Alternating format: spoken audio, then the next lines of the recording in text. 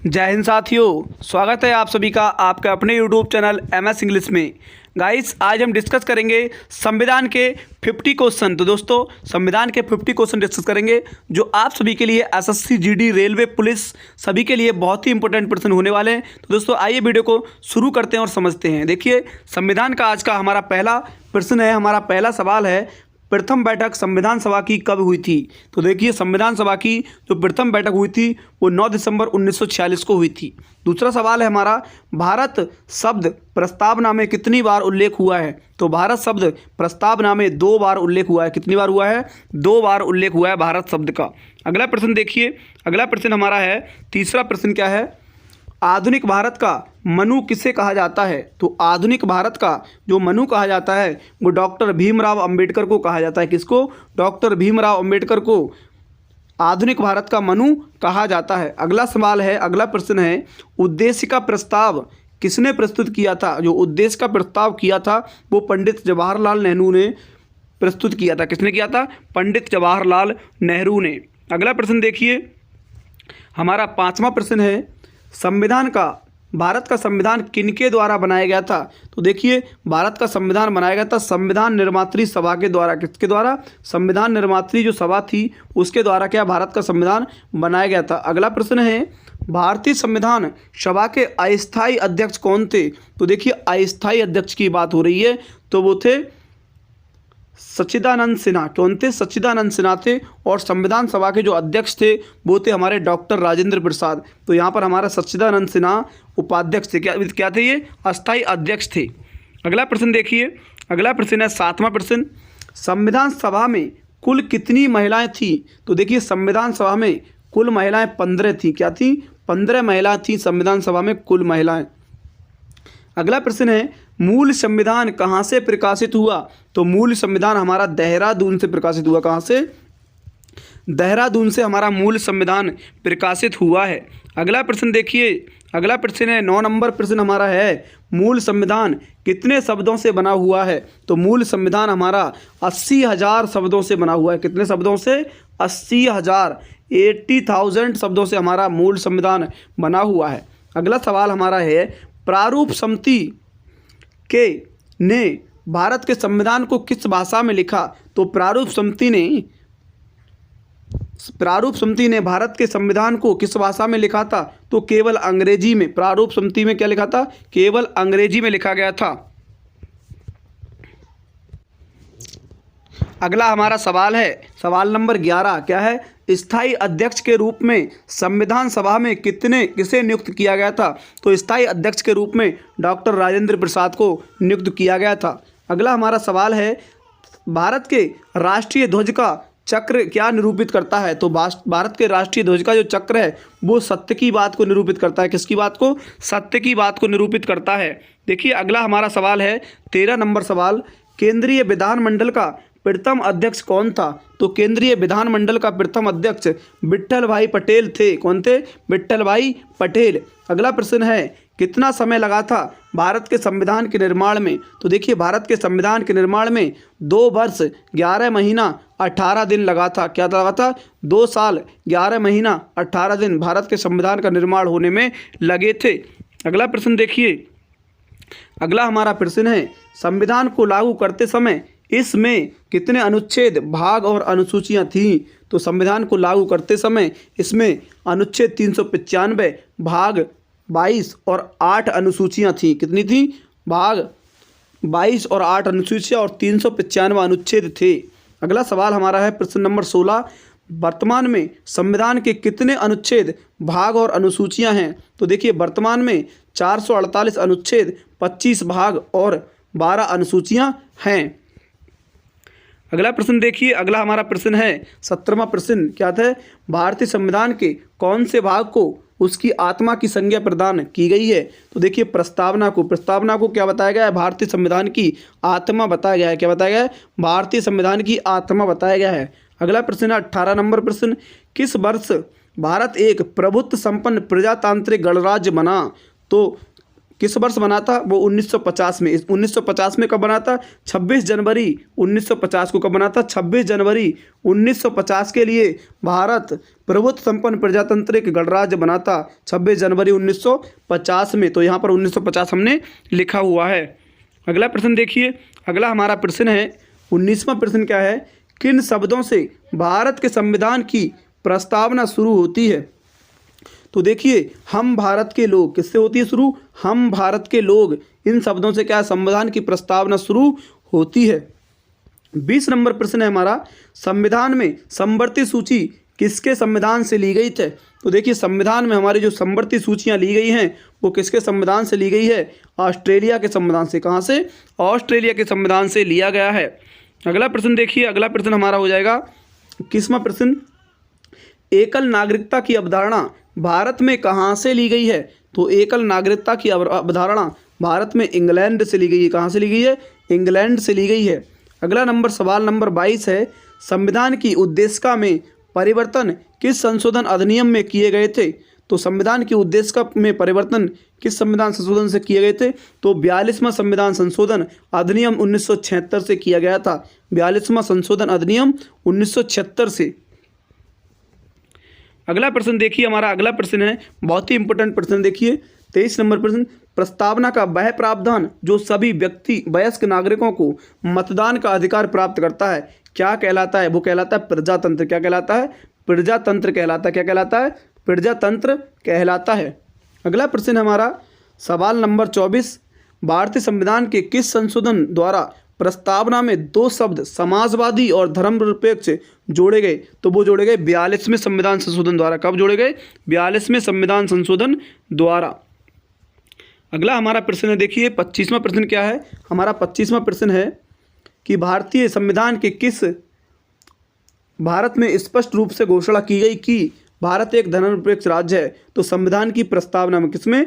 संविधान की प्रस्तावना में भारतीय संविधान के किस भारत में स्पष्ट रूप से घोषणा की गई है कि भारत एक धर्मनिरपेक्ष राज्य है? तो संविधान की प्रस्तावना में। अगला प्रश्न है 26 नंबर, भारत एक गणतंत्र है, इसका अर्थ क्या है? भारत में वंशानुगत शासक नहीं है। क्या है? भारत में क्या है? वंशानुगत शासक नहीं है, इसलिए क्या ये गणतंत्र है, इसका अर्थ ये है। अगला प्रश्न देखिए 27वां प्रश्न क्या है? संविधान सभा ने राष्ट्रीय गान कब अपनाया था? तो संविधान सभा ने राष्ट्रीय गान अपनाया था 24 जनवरी 1950 को राष्ट्रीय गान अपनाया था संविधान सभा ने। अगला प्रश्न देखिए 28वां प्रश्न है, भारत का संविधान किसे मान्यता प्राप्त करता है? तो भारत का संविधान जो मान्यता प्राप्त करता है केवल धार्मिक अल्पसंख्यकों के लिए मान्यता प्रदान करता है, केवल धार्मिक अल्पसंख्यकों के लिए। अगला प्रश्न देखिए 29वां हमारा प्रश्न है, स्वतंत्र भारत की लोकसभा का पहला अध्यक्ष कौन था? तो देखिए स्वतंत्र भारत की लोकसभा का पहला अध्यक्ष जीबी मावलंकर थे। कौन थे? जीबी मावलंकर। अगला प्रश्न है 30 नंबर प्रश्न, भारतीय संविधान का सबसे बड़ा एकांकी स्रोत क्या है? तो है government of India act 1935। Government of India act 1935। अगला प्रश्न देखिए 31वां प्रश्न है, संविधान के किस संशोधन द्वारा मतदान की आयु 21 वर्ष से घटाकर 18 वर्ष की गई थी? तो ये किसके द्वारा की थी? 61वां संविधान संशोधन अधिनियम 1989 को जो हुआ था 61वां संविधान संशोधन, उसके द्वारा 21 वर्ष से घटाकर 18 वर्ष की गई। कितनी की गई थी? 18 वर्ष की गई थी, यानी 3 साल कम हो गई थी। अगला प्रश्न है, भारत में आज़ादी के बाद आम चुनाव कब संपन्न कराया गया था? तो देखिए भारत में आज़ादी के बाद 1947 को हमारी जो आज़ादी हुई थी उसके बाद पहला जो चुनाव हुआ था वो 1952 में हुआ था। सन 1952 में ये चुनाव हुआ था। अगला प्रश्न है देखिए, भारत के प्रथम वायसराय कौन थे? तो भारत के प्रथम वायसराय जो थे वो थे लॉर्ड कैनिंग। कौन थे?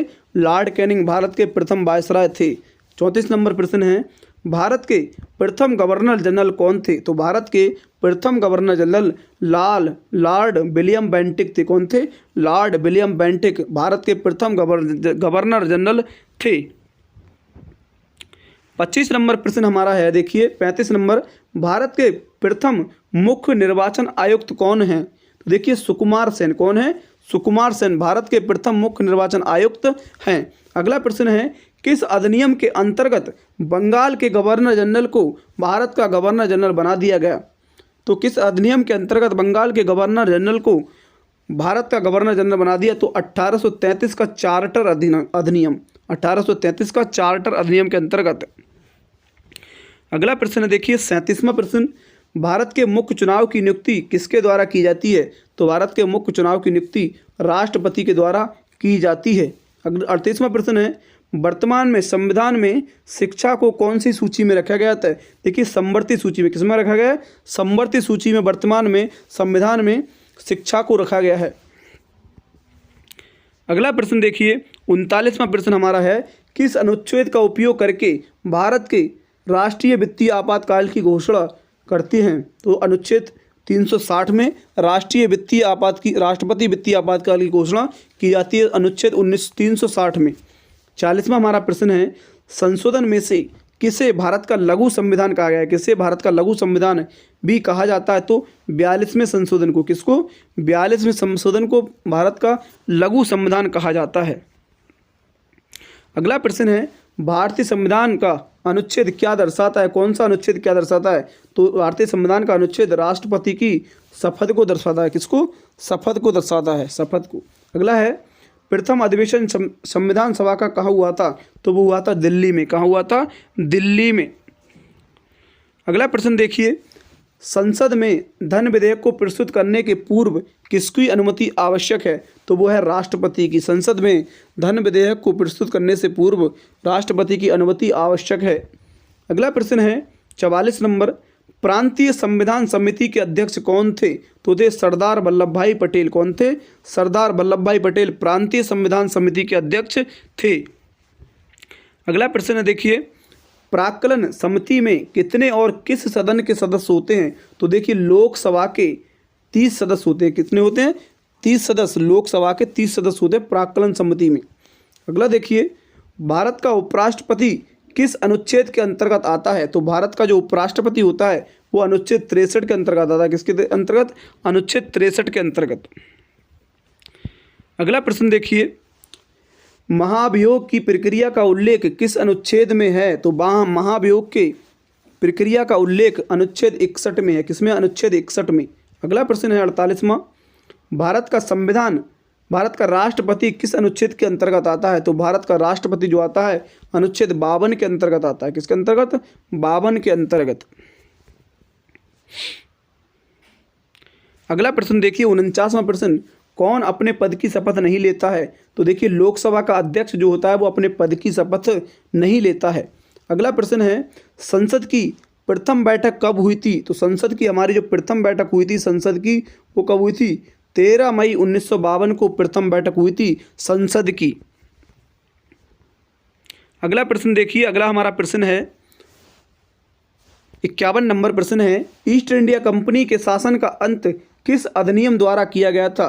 तो ईस्ट इंडिया कंपनी के शासन का अंत 1858 का भारत शासन अधिनियम के अंतर्गत किया गया था। 1858 का भारत शासन अधिनियम। अगला हमारा प्रश्न देखिए, अगला हमारा प्रश्न है,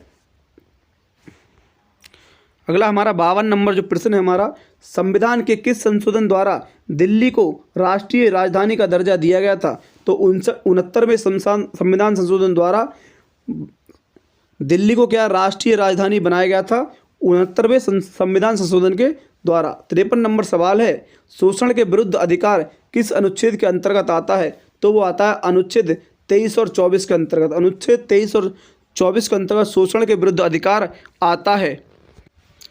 अगला हमारा प्रश्न है 54 नंबर सवाल, नवीन अनुसूची किस संविधान संशोधन द्वारा जोड़ी गई? तो नवीन जो अनुसूची थी वो प्रथम संविधान संशोधन द्वारा 1951 में जोड़ी गई थी। अगला सवाल है सवाल नंबर 55, दोनों सदनों की संयुक्त बैठक को बुला सकता है? वो कौन बुला सकता है? दोनों सदनों की संयुक्त बैठक को राष्ट्रपति बुला सकता है। कौन बुला सकता है?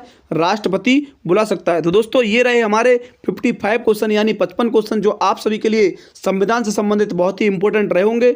उम्मीद करता हूँ वीडियो आप सभी के लिए बहुत ही अच्छा लगा होगा और SSC, GD, railway, police, army सभी के लिए बहुत ही इंपॉर्टेंट प्रश्न थे ये। तो दोस्तों उम्मीद करता हूँ बहुत ही अच्छे आप सभी के लिए समझ आए होंगे। दोस्तों thank you, best of luck.